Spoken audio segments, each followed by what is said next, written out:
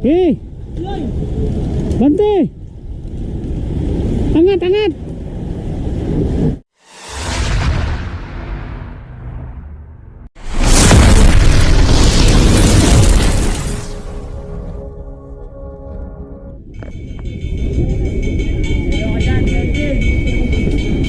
Alright guys, so ngayon bumating-ting na at mag-umpisa na yung ating road bike tune-up race dito sa MCC.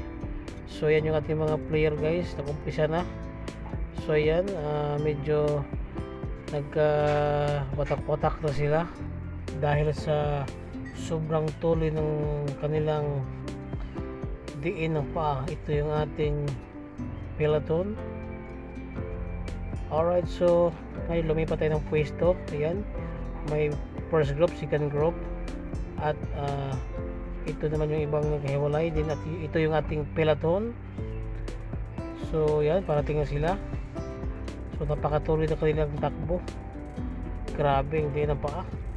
A few moments later. Alright, so ngayon tumawid tayo. Meron tayo mga friends dito na gusto mag shoutout. Ayan sila guys, papahinga din. Lagi na hiya. Nagatuloy na kami ka. Bomba na! Bomba na, Beloy!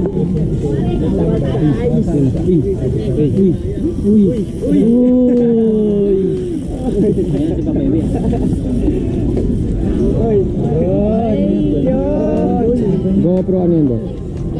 Ay, press tayo. Wala lang. So yan sila.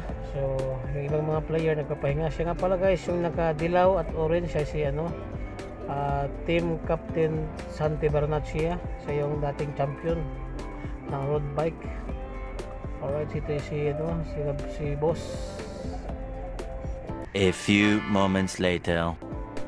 Alright guys, so ngayon balik tayo sa ating mga player na naglalaro. So ngayon, ito pa rin sila, magka watak-watak pa rin sila. So mamaya, malalaman natin doon sa may kurba dahil doon sila bumabagal ng takbo. A few moments later. At on kay Ernie Kaliskis.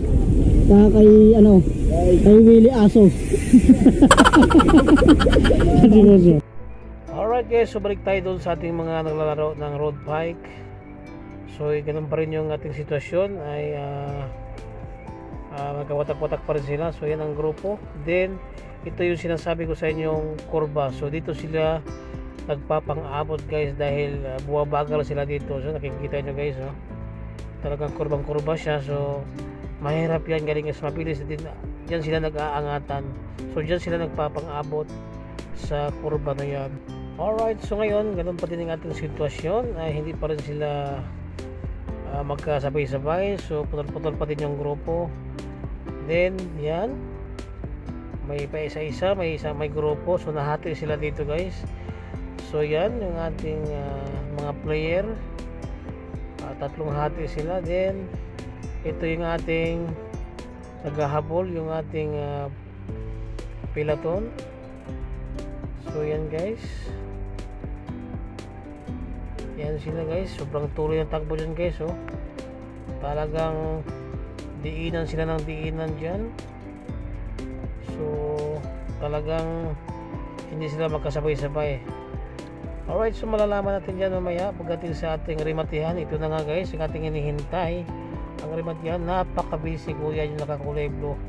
Sobrang tuloy niya at eksakto yung kanyang angat doon sa pagrimate niya.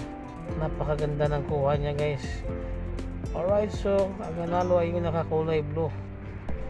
Sa puntong ito, maraming salamat po sa inyong panonood.